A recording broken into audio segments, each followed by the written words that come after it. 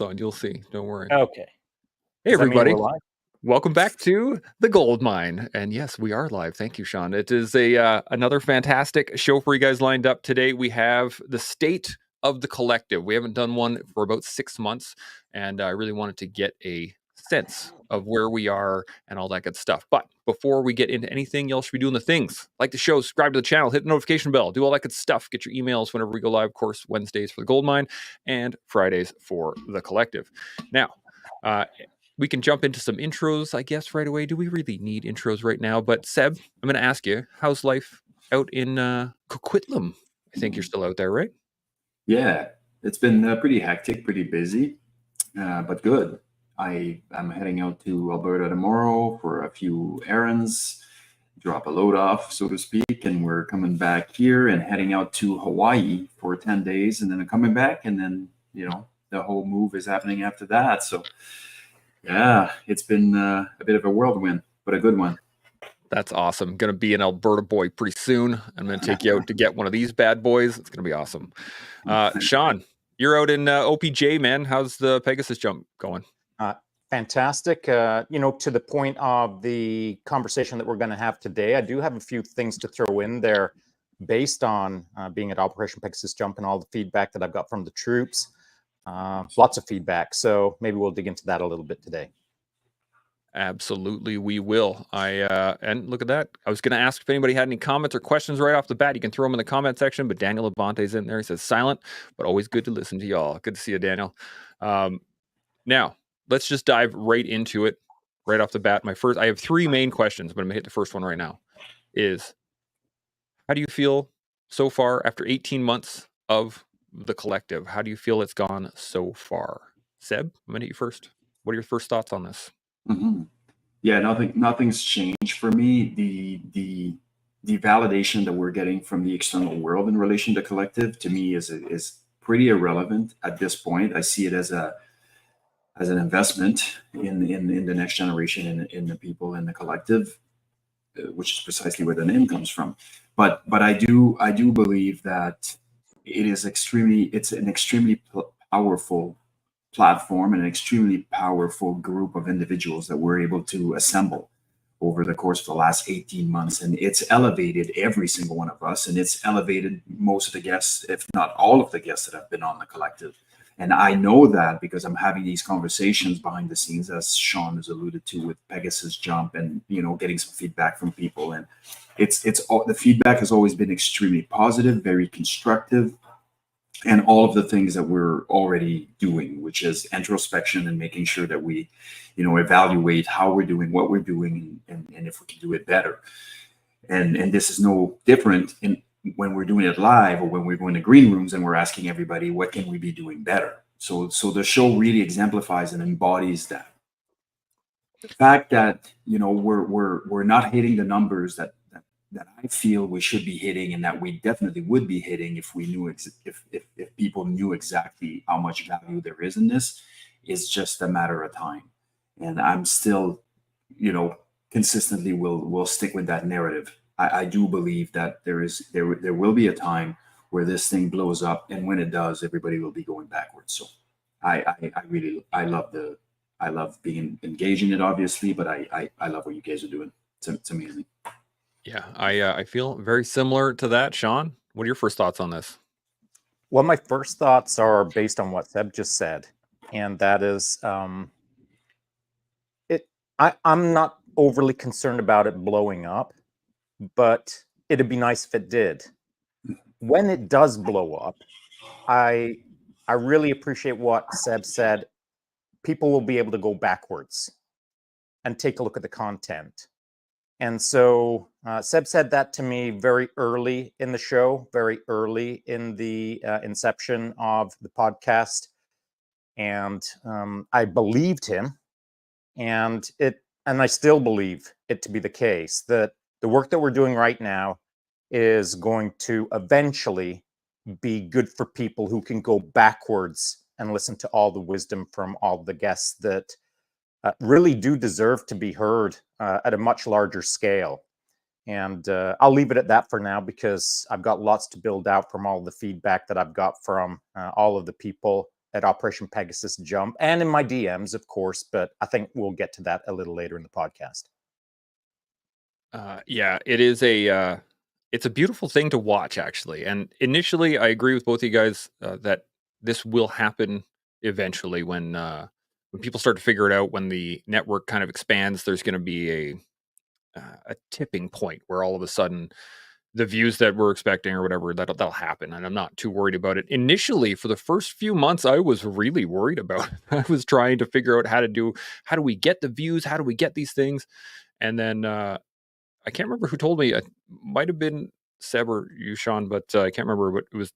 Somebody said it really doesn't matter because what we're providing is beneficial to all the people that are already watching it.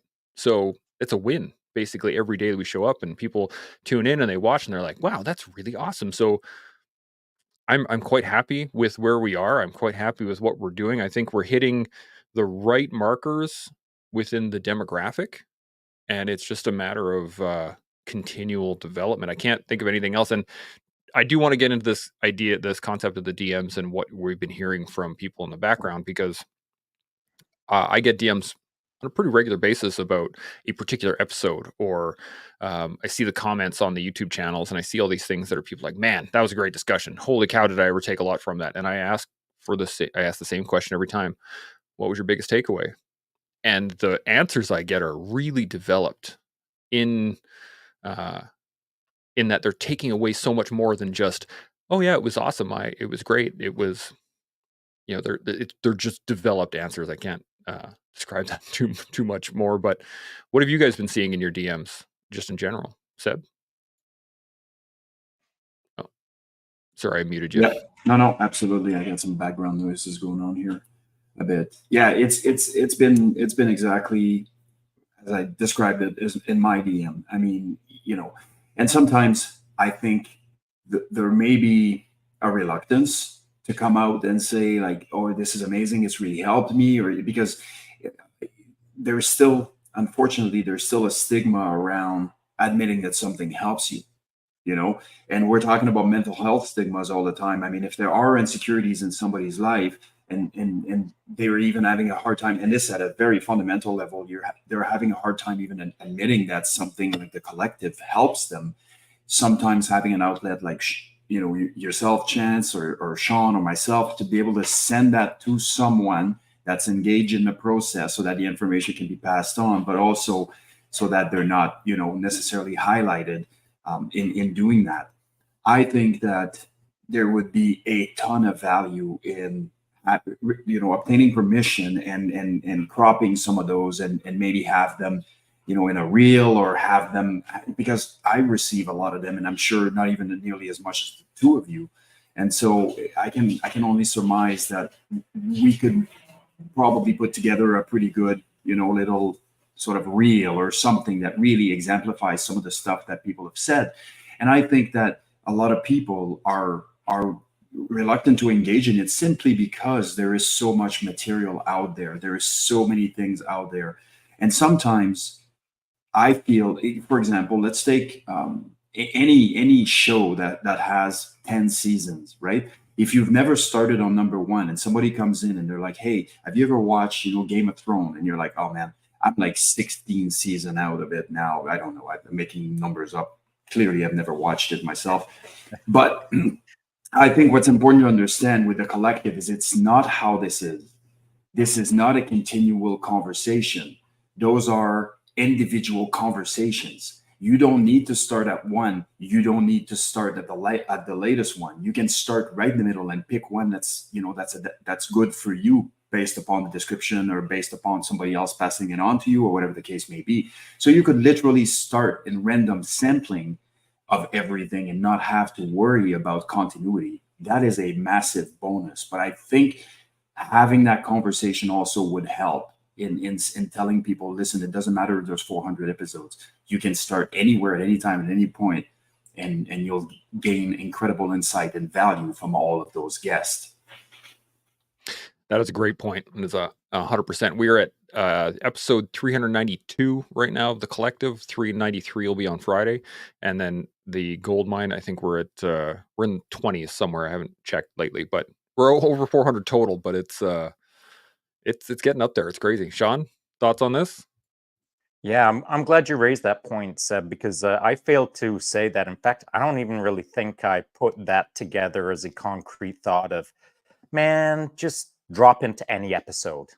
Just, if you've never heard anything, just cherry pick out whatever title looks good to you and give it a go. And I'd like to add something a little further, and that is, I would prefer them not to start at season 1. Because season 1 was a bit rough. It was. I'd Yes, say it start was. at season 6, season 7. And so, there's the last couple of 100 episodes, I feel like are so solid. And, that's got nothing to do with the level of guests that we had on, because sometimes I just shake my head, the level of guests that we've had on. I'm not sure a lot of people understand the world-class guests that are just happening all the time. So, what the reason I say maybe skip season 1 is because nothing to do with the guests, everything to do certainly with me, where I was trying to get my act together. I'm still trying to learn the language of social media. I'm still trying to learn the language of podcasting. And I feel like, I don't know, maybe I've got a blue belt in it by now, but when I was a white belt in podcasting, I was stinking up the place. And I've had this conversation with some folks at the drop zone over the last couple of days, just simply saying, hey, I appreciate you saying all of those great things, and I appreciate you saying that we're doing a good job. And but you got to understand that I feel personally that I have so much room to improve in this podcasting game to better serve the community moving forward, that I'm reluctant to direct anyone to season 1. I'd love to see them where we're just a little bit more refined, a little bit more polished, where they can watch clips now this year, where it's a 30-second clip, a 60-second clip, a 90-second clip. Chance, you've just been freaking smashing at a world-class level in your editing now with these clips. I used to kind of harp on both of us, but mostly direct my energy at you, Chance, to let's not turn these into TikTok moments, but let's modernize our approach to these clips so that we're in line with what world-class shows are doing for clips. Let's meet them at a world-class level with a budget that is $0, where as a group we just have to work a little bit harder to achieve the results that we want, that are coming easier to others with huge support and huge budgets and all of the polish and glitz and glamour that they bring to the table. I really appreciate how we've fought our way through the trench system towards the objective. I feel like we're earning it. And so the tricky balance for me personally is that I love earning it the hard way, but I always want it to be easy for the guests. So it's for us to get our act together so that the guests can roll in seamlessly, feel like they're fully supported, fully able to pass on the wisdom that they want. And I still feel like we have a room to improve in that area. Yeah, I agree with that for sure. And I had a conversation with Dre, actually, Gray Man Dad. We in Van when I was out there, he linked up for coffee with me, and he asked me some pretty pertinent questions on like budget and where the money was going and what it is like when we're selling shirts and we're doing these things, and if we were to get involved with sponsorships and stuff like that. And I said to him, like, Shaun and I don't really care about money. That's not our thing. We can utilize it, but any money we make goes directly back into the show. Just it pays for the it pays for all the hosting and all the and this particular setup on StreamYard and all these things that it's not really for us to gain in any way. The whole point is that we are designing this to help people kind of on our own back. So at least that's the way I've always looked at it. And I think it's it sets us apart from a lot of other podcasts where they require monetary input. Like they need that money to keep it kind of going. Whereas for us, we're going to do it regardless, and we'll do it on a shoestring budget if we need to. What do you got? There's a little there. The devil is in the details there. I agree with what you're saying, but there's a really important finesse point, and that is it's not whether we care about making money or not. It's the fact that we're not doing this to try and make money. And Great point. so there's a wild difference between serving your community to make a profit and just simply serving your community. Personally, if there's profit, it must be going in your bank account, because I've never seen a dime. I've only seen my bank account go down. And I'm okay with that, because again, I feel like the hard grind is the righteous grind. And the righteous grind is not trying to capitalize on the community in any form. It is simply trying to serve, and we'll figure it out along the way. And I appreciate certainly some things that I've heard at the drop zone, that people realize that that's what we're doing. They get that sense about us, not just you and I, Chance, but all of the guests. They've heard it stated in several podcasts that our guests show up voluntarily, freely giving their time. They're busy people with their own businesses, where they could come onto the show and pass along their wisdom, and also thread in a pitch towards buy my book, buy my t-shirt, buy my hat, come to my consulting business and hire me for a year. None of our guests do that. They just willingly give their time, and it just gives it a certain sense of righteousness, I feel. Yeah, I could not agree more. Seb, you got any thoughts on this? Yeah, I do. Yeah, I'm not I like the distinction that Shaun has made there. I don't know that I would be pushing away money if it came, and I mean, and that's something I think this would be really disingenuous. I mean, ultimately, we need to understand something. Yeah, you can be doing something for the collective, but if nothing comes out of it in terms of being able to sustain that, you eventually will run yourself into a scenario where you're going to have to let go. You're going to have to let go. Like, there's going to be either an increase in cost, there's going to be whatever the case may be. You're going to find yourself in a scenario where you possibly could have to go, or maybe an equipment limitation, or whatever the case may be. And so I think it's important to understand that money is not the enemy. Obviously, of a process like this, it can be helpful to make the show even better and even more impactful and impact even more lives, even if we were looking at a marketing strategy or anything like that down the line, whatever the case may be. So I definitely think that there is value in potentially having a Patreon or something like that at some point, where you have exceptional content or additional content or whatever the case may be. And I don't think that would change the way that the people are perceiving it. Now, with that, other people's perception will never change.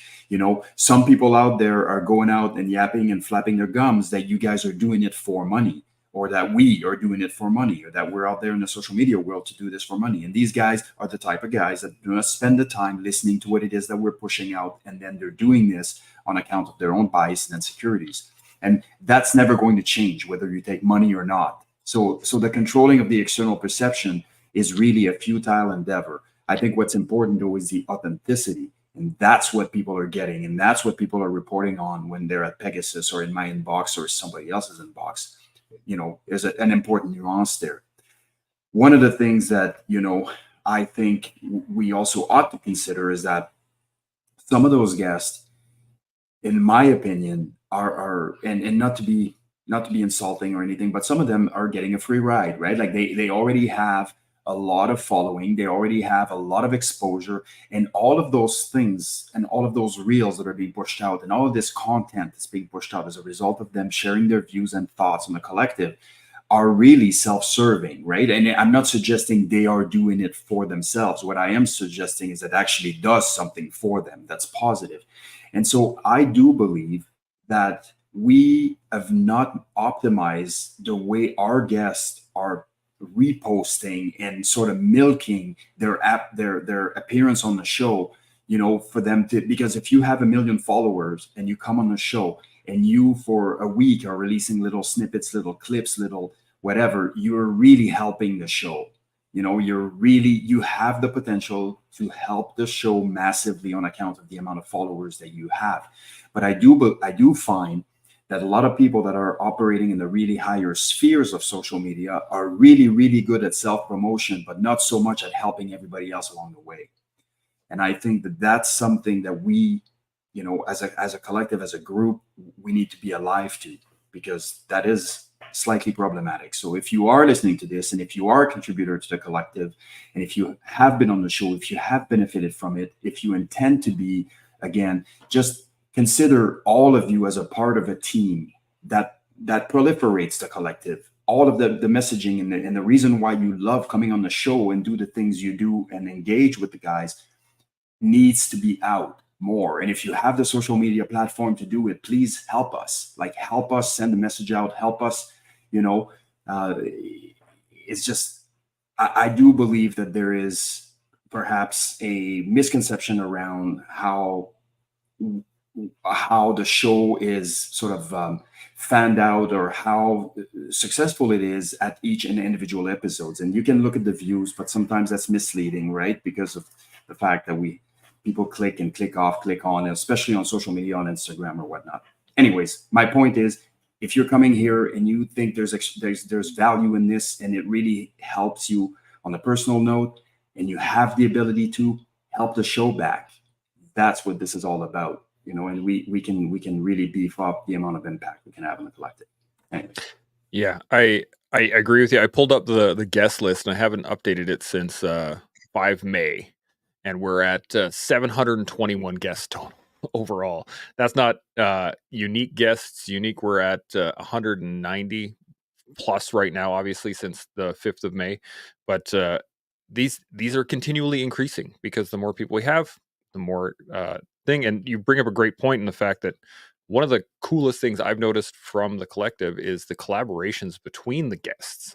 Is that when I schedule people together who have never met before, who've never even heard of each other, they get to spend an hour, 2 hours getting to know that person in a really deep, meaningful way. And there have been business collaborations and integrations and people helping each other out. And it's been a fantastic thing to watch. Shaun, you got any thoughts on this?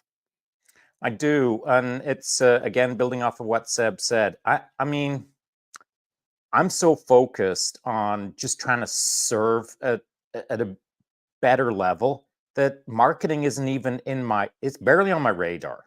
I just don't think about marketing. I'm not focused on that. We're kind of inverted. We're focusing on just trying to do better instead of focusing on marketing. I swear, if someone asked me the question now, what would you do with $10,000 if I donated it to you?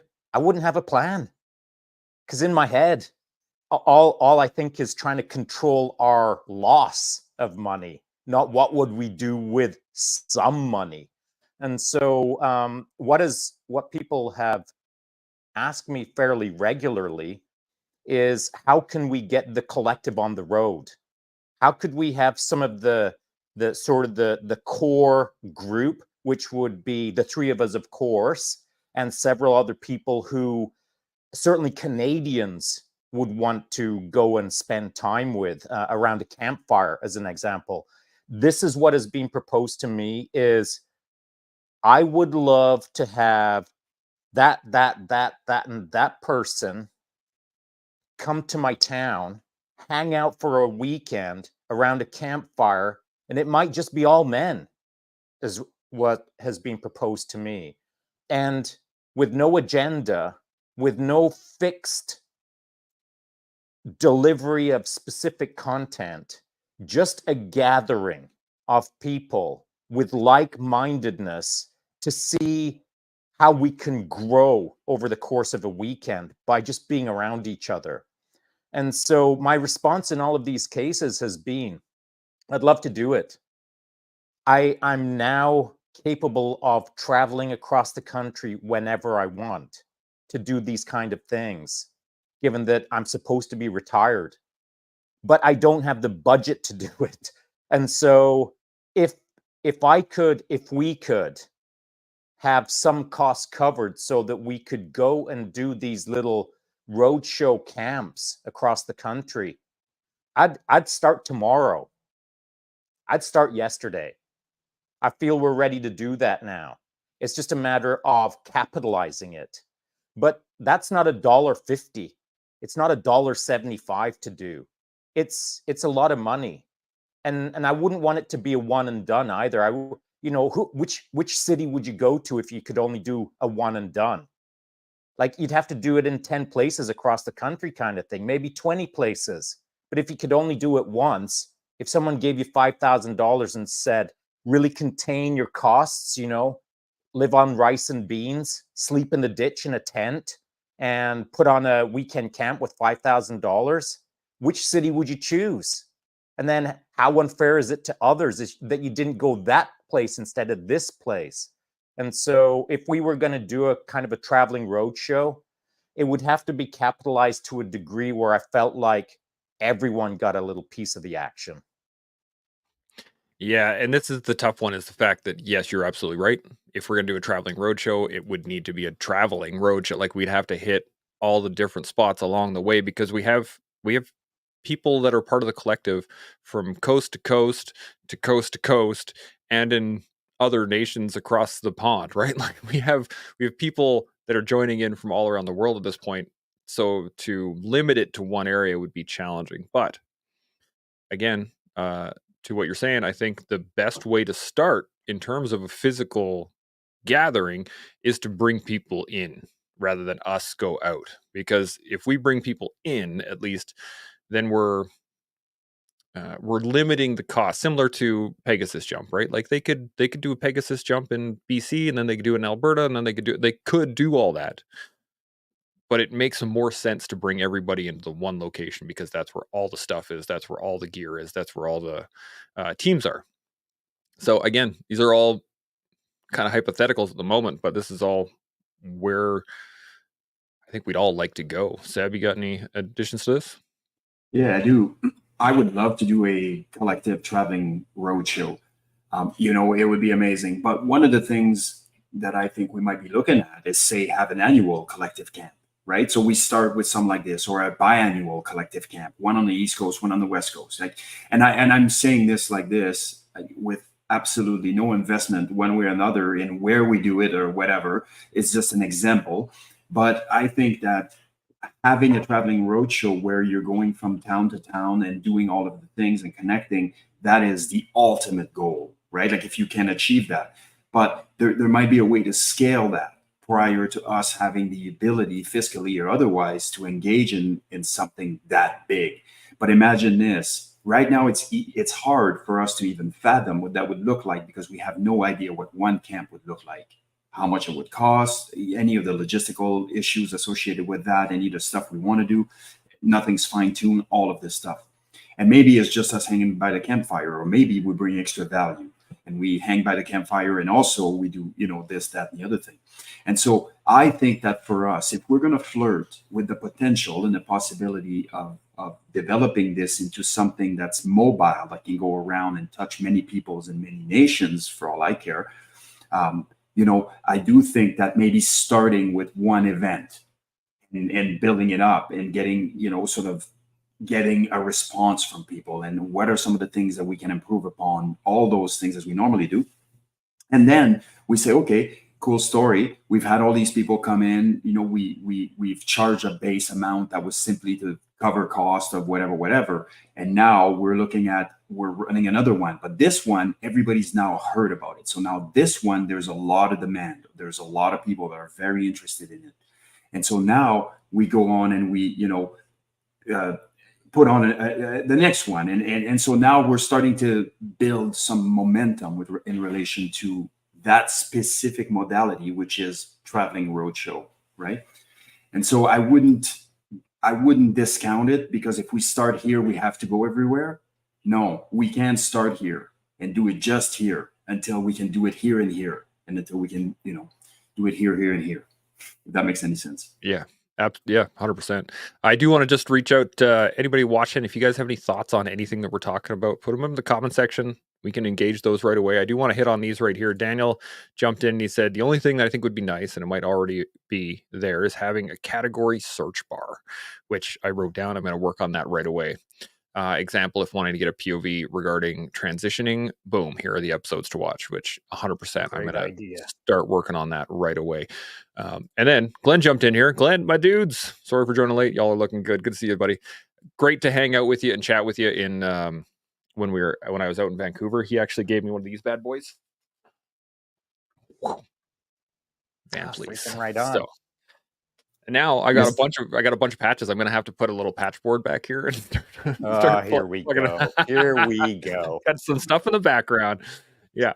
But again, I think this is the stuff I think that kind of separates us from a lot of other podcasts as well, is how much not only interaction but information we take on from those watching and then make those adjustments and then immediately switch stuff. And when I give a call out for thoughts or concepts or ideas or topics that people want to hear about, I get hit right away. Hey, this is what I think would be a good shot.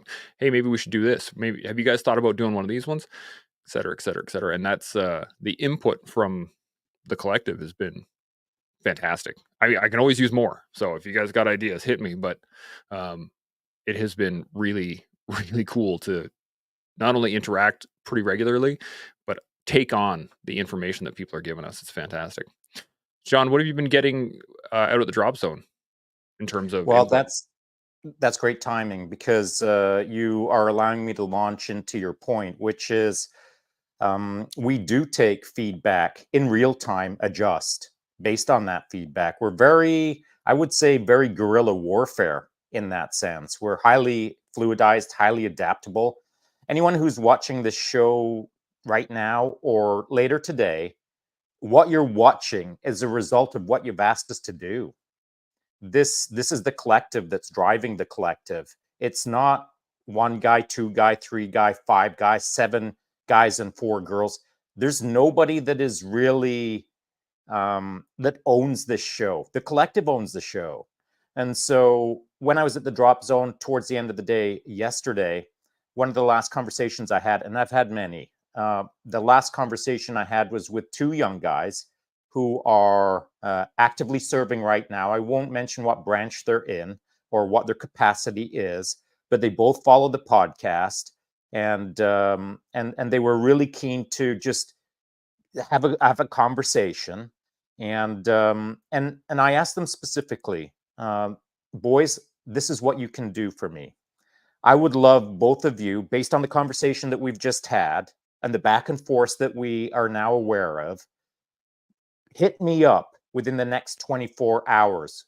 Go back, think about things, talk with some of your friends, and collaborate, come up with some general themes on how we can do it better, what you would love to see from the collective moving forward, what our blind spots are, where we do it right, where we do it wrong. And if you had the opportunity, boys, this is precisely what I said, to just nudges this way or that way, or as I like to call it, just calibrate us a bit tighter, what would you do? And so they were really, I don't want to say excited, but they're engaged in that process right now. They're going to give me feedback, lickety split. So I expect within 18 hours, I'll have something from those two young guys. But those two young guys are now representing several of their friends, because again, they're going to collaborate. And so I constantly do this in social media, but there's a difference between social media calibration and personal one-on-one, looking a person in the three-dimensional, shaking hands and making that connection and making these minor adjustments. We were making big adjustments back in season 1, season 2, season 6 of the Game of the Collective Thrones. But now they're all little minor bumps. They're little modulations that I think people are seeing less and less of. And so what you're getting right now is a result of a lot of big adjustments. Now we're into the small adjustments, but the adjustments never stop.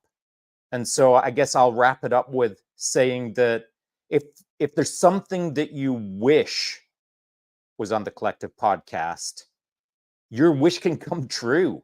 You've just got to shoot Chance a message, hit him up on the Instagram DMs or in these kind of conversations, and simply let us know what you would like. And it will happen lickety split. Yeah, it will absolutely. And there is one thing I do want to bring up in the fact that the comments I have not been hitting as many of them as we used to during the live shows. And the reason I've been doing that is I don't want to disrupt a thought pattern if one of the guests is, discussing something, and I don't want to jump in and be like, hey, something from 20 minutes ago, this just popped in. So by all means, don't think that I'm not watching those. I'm not engaging with them. I absolutely am, and I do take notes, and I make sure that I write down anything that's put in there. I just want to make sure that everybody knows that it's not that I'm ignoring them. It's that I'm trying to manage the conversation throughout, because it does sometimes does take some working to get those comments into the conversation. And I want to ask this, to your point, Shaun. What do you think we need to do better? Specifically, what are you guys seeing that we need to level up on or develop on or create? Because, like, I'm looking at myself, and I got all my notes here from from my previous notebook and this notebook of things that I need to do better. But what is it do you think we need to do as a whole show or as a crew or anything like that? Where do we need to level up? Seb, what do you think?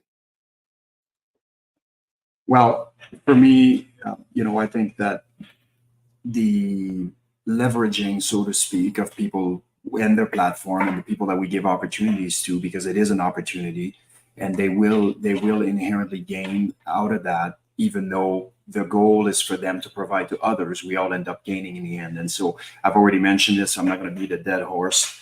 I do believe that this, I got to be very careful with how I word this, because I don't want it to be misconstrued. So I'm going to be extremely clear. I do believe that we can do better in terms of diversity. And that does not have to do with color or whatever. It has to do with going outside of our circles. And I think a lot of the times what we are doing is, this person is in line with what we like and appreciate, and this is what we're bringing on for a certain show. And then we have this other person that's over there. So we obviously have to draw the line, and we have to be very balanced. So we're not bringing somebody that comes over and obviously unleashes a senseless rant, and then we end up in this conversation that makes absolutely no sense. But that is not what I'm referring to. But just maybe there's a little bit of comfort in knowing that preemptively all these guests that are coming on are already on board with the majority of the concepts that we are discussing. And that's not always a good thing. Sometimes it's good to go a little bit outside that realm and maybe bring somebody that we might expect has that, but is in a completely different setting, in a corporate setting, in a whatever the case may be, just, opening our minds up to the infinite amount of wisdom that there is in the world, regardless of what people do for a living or what they have done. And so it's important to have an established level of credibility, i.e., I do as I do, not as I say, because we really don't want to bring somebody on board that's literally never really done anything to demonstrate that, and then give them the mic for them to give advice to everybody, but they've never actually put the wheels to the pavement. But on the other end of the spectrum, there's other contexts in which some of the same lessons can be drawn out, but it changes the lens ever so slightly enough that it brings diversity to our thought process. So I don't know if I'm making any sense with this. No, I'm tracking 100%. I got down here diversity of thought and guests, and that's something, Tony Blauer mentioned it actually on the last show last Friday, was the fact that, sometimes we'll get into our own echo chamber just on the fact that we all kind of agree with each other. We all kind of know, we all nod each other on our head as we go along in what we're talking about. And it is something that we need to engage. I got it written down. I'm going to hit that right away. Shaun, you got any thoughts? Just hold on Oh, one sec yeah, what do you here, got, sir? Chance. Sorry, boys. I got one more point, and then I'm out. Of this because I will have articulated everything. But I do believe that perhaps something to consider is when we're bringing guests on at some point, instead of having a pre-established sort of topic, why don't we, from time to time, ask a guest like, "What would you like to talk about?" What would you like to talk about? What if you had it your way and nobody else mattered, and you were the only, and you have a strong message to send to the collective? What would that message be, and which topic would you embrace as a group? Would we embrace as a group to make that happen? And I think that what's going to happen there is, Chance, you're probably brainstorming with yourself most of the time as well, and so you find yourself in having to push out those topics of conversations. And yes, you're asking people for input and all that good stuff, and you're taking it in stride. But if the guests are going to be the one engaged in the conversation, perhaps having their input and trying to have, next time I get Nick Lavery on, we're going to talk about this because he suggested that, and that's a great idea, and then we all get to jump on board. Next time I got Lisa coming on, we're going to do this. Next time, all of those things I think could bring added value. So topic based for most of the episodes, and then from time to time we have a free topic that was selected by one of the guests, and then you give him credit for selecting the topic, and then we just launch into it. Yeah, I love that. I've done it a little bit this year, but I will definitely do it more. And I'm going to add this little thing in here about giving credit because that is accurate, 100%. Shaun, thoughts? Yeah, I like that idea so much that moving forward for the rest of the year, I'd feel pretty comfortable stating that that's now the new SOP.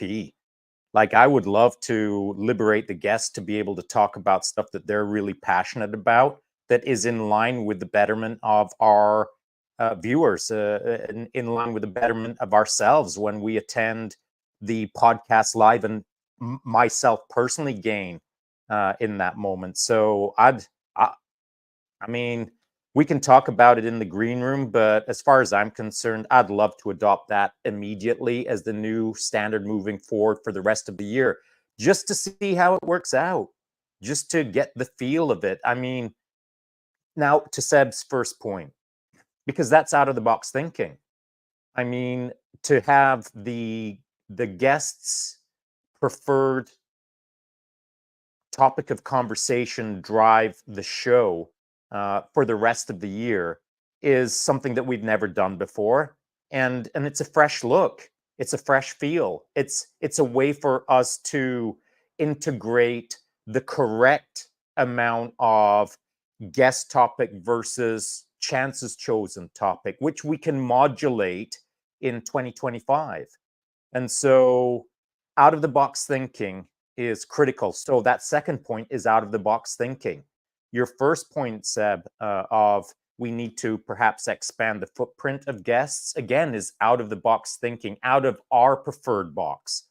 And let me go so far as to say that I'm happy to engage in any guest that would even be really challenging to have on the show, as long as it fits into our model of no race, no religion, no politics, and no swearing. And I mean, it's handy if you're cool, but if you show up with a ton of experience and a ton of attitude and a ton of ideas and a ton of, your way is a bit friction filled. If you want to have a conversation that has some friction, but you can be respectful and not competitive. If you can be cooperative and we all gain from the moment, I love that. I'm never afraid to have tough conversations. In fact, it's my preferred state of operation is tough conversations. But it's got to be respectfully tough. It can't be grinding someone into the dust to teach them a lesson conversation. It's just it's a trap. So to Seb's point, I think we do have to expand our guest footprint to the degree where the guests are really challenging. That would be going to be challenging for me to find those people. That's for sure. And then that's going to be another challenge to have that conversation. What do you got, Seb? Just since it bears on the conversation, and I think there is a way to do it. I mean, you've been getting quite a bit of input from the guests when you ask, and so imagine this: instead of like saying something along the lines of, "Is there anybody you know that you would recommend to come here?" and they themselves, the guest, have it framed so that that person needs to be able to contribute to the collective in the same way that they have, or they're automatically think about their peers. But what if you ask them, is there anybody that has an incredible amount of wisdom that you would love for them to get an opportunity to be on the collective regardless of their background, right?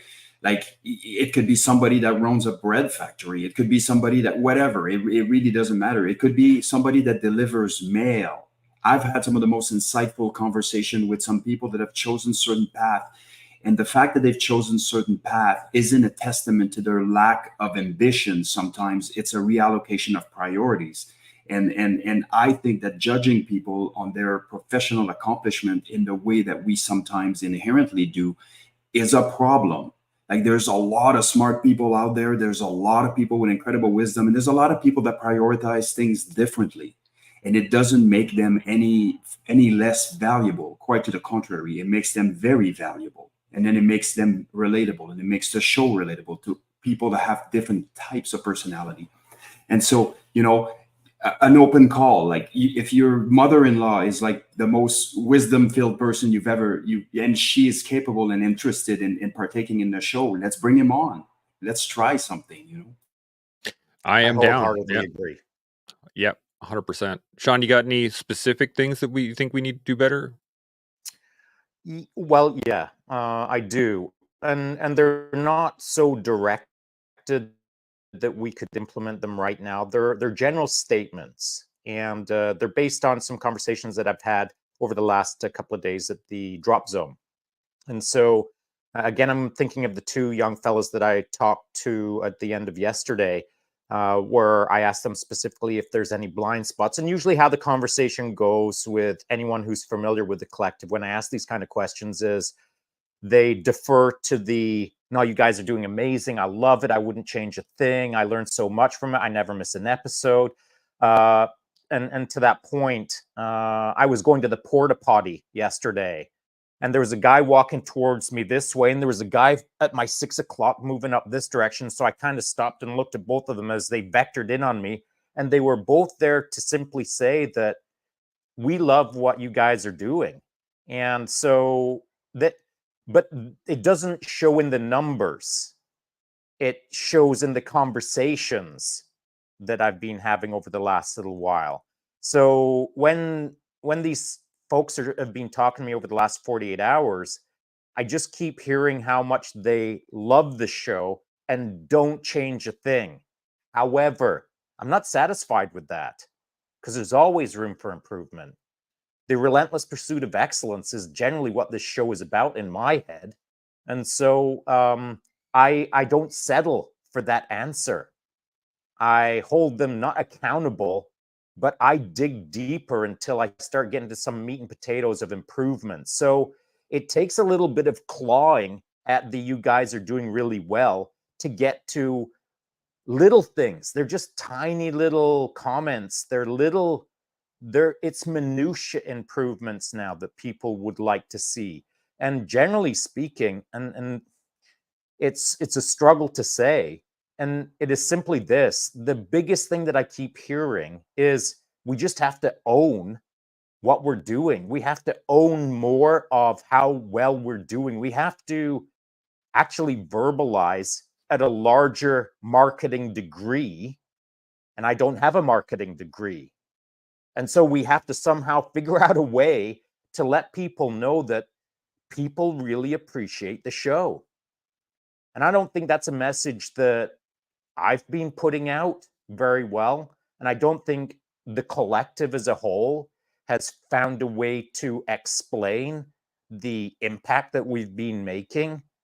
And so I've been thinking about that this morning as I was out on the mountain bike trails, that I've heard it just so much over the last 48 hours. How is it that it's having so much impact, but people just outside of a crew that is aware of the impact, they're unaware of the impacts that are being made? So I think somehow we have to tap into owning the success of the show, if I can say that. It feels a bit bold, but if we can own the success of the show a little bit more and somehow let people know that, and I'm not sure how, whether that's through metrics or whether that's through anecdotes from people who will send in comments. And to Seb's point earlier, I think I wasn't dismissing his point. We just kept on rolling. His point about creating reels that reflect this kind of feedback that we're getting on how much people appreciate it, so that others that are generally unaware of the wisdom that's being passed on by the guests within each podcast, perhaps they can realize that I don't have to go back and watch all the seasons, all the episodes. I'm just going to give this one a try based on what my friends have been saying. So it's a new person, unaware of what the show is about, that is now going to give a chance to the show. And I think that has to be based on somehow anecdotal viewer comments that are positive. I'm going to wrap this up by doing a comparison. I see a lot of podcasts out there, new podcasts, old podcasts, initiatives. Generally speaking, it's a lot of fluff that is hyper sensationalized to build out a podcast that is not providing what they're suggesting on the internet.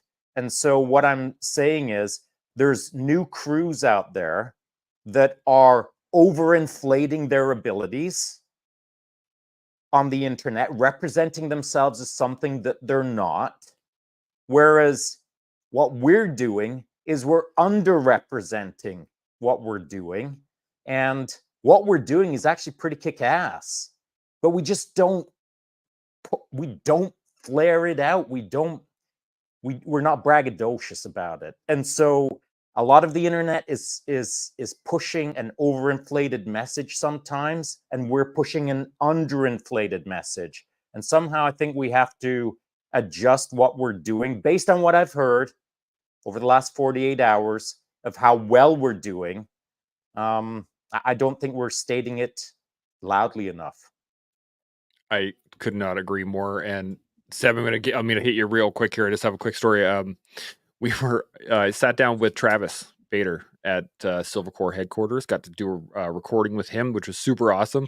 That was one of the topics we brought up on the collective. He was like, what's one of the challenges that you guys see with the collective? And the first thing I thought of was the fact self-promotion. We're not good at it. And it's one of the struggles between everybody on the show. Is like, it feels, and the term I used was bombastic, is that nobody wants to be that guy sitting on the internet going like, hey, everybody, the show is awesome. Come watch it. But at the same time, we need to do more because we're not doing really any. So Seb, what do you got?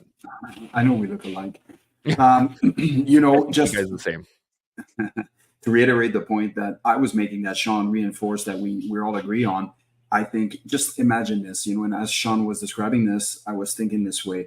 So imagine having a reel where you have a general question like, what has the collective brought to your life? Or, what is the meaning of the collective for you? What is it? And then you have, 2 or 3 people say, look, I'm so-and-so, this is what the collective has done for me, blah, blah, blah. But what you do in the questioning line is you use questions that are likely to be myths about the collective, or some of the things that would discourage somebody to watch it, if that makes any sense. And so, for example, it could be something like, have you watched it continuously or whatever? Are you following by the numbers? Are you watching it linearly?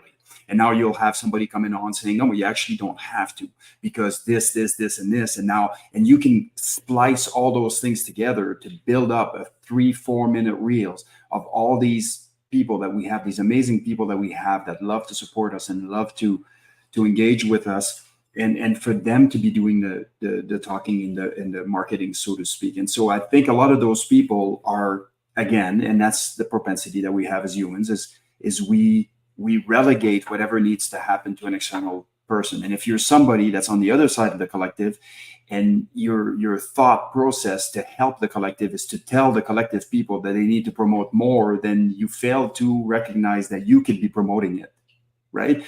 And I think that's important. Like there is a piece here. If we are it's not, and this is the danger zone, is when you give, you never get anything in return. So you are not giving to receive.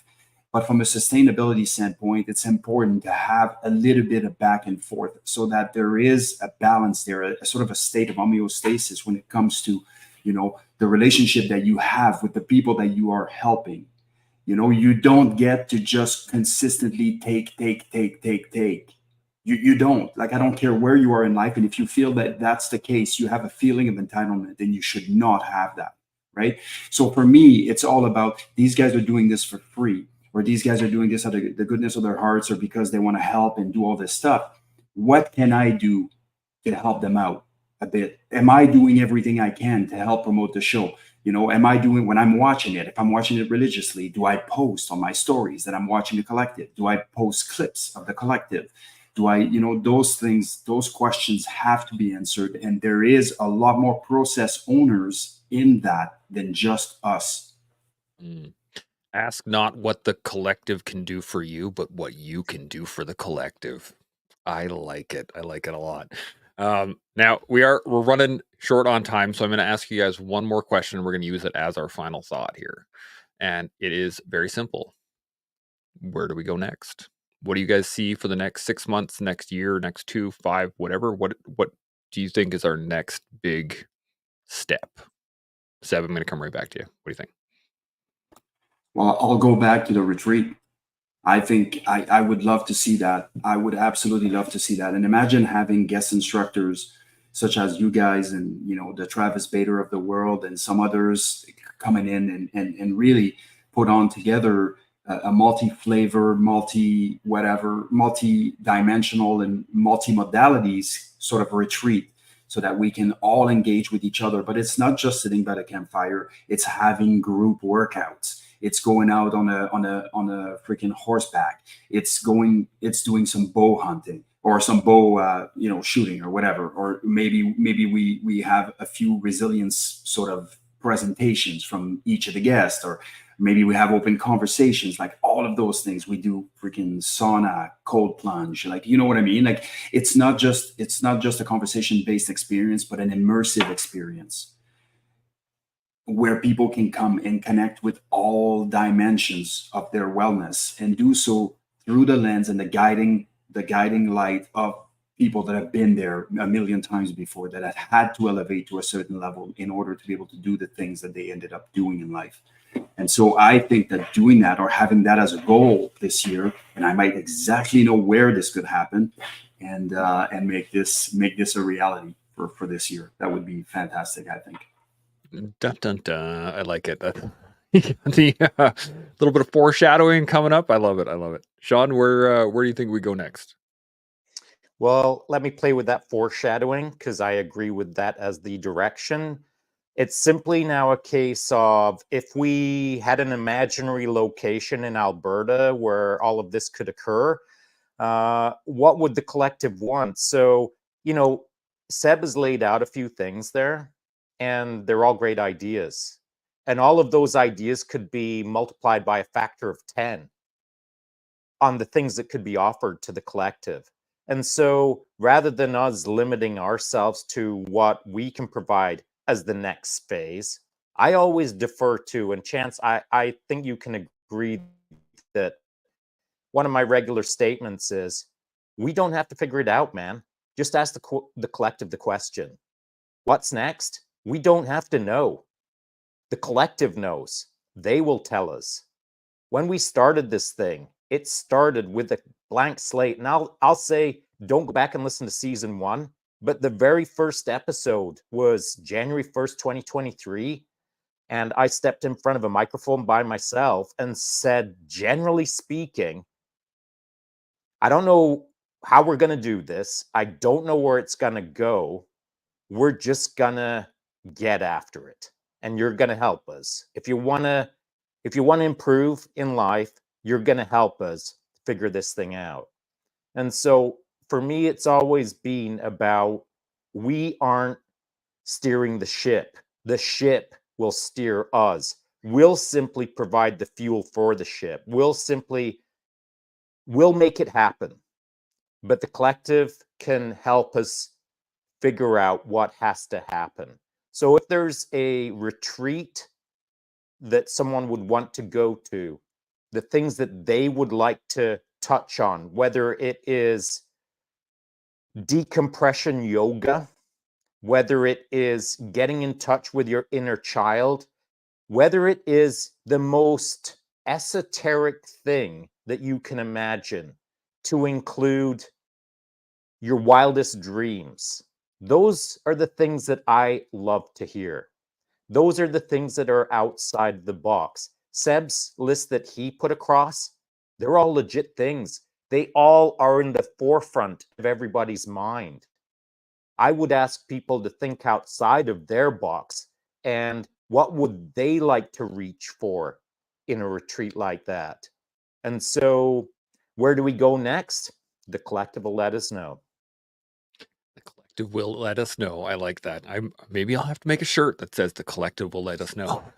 Yeah, I'm gonna go down the merch train right away. But I think in terms of, where do we go next? I mean, we got a show on Friday, and we got a show next Wednesday, and next Friday, and for me, I am still very much in the tactical space of it all, of just managing the the scheduling and making the clips and doing all the things and making sure the show's running, all that good stuff.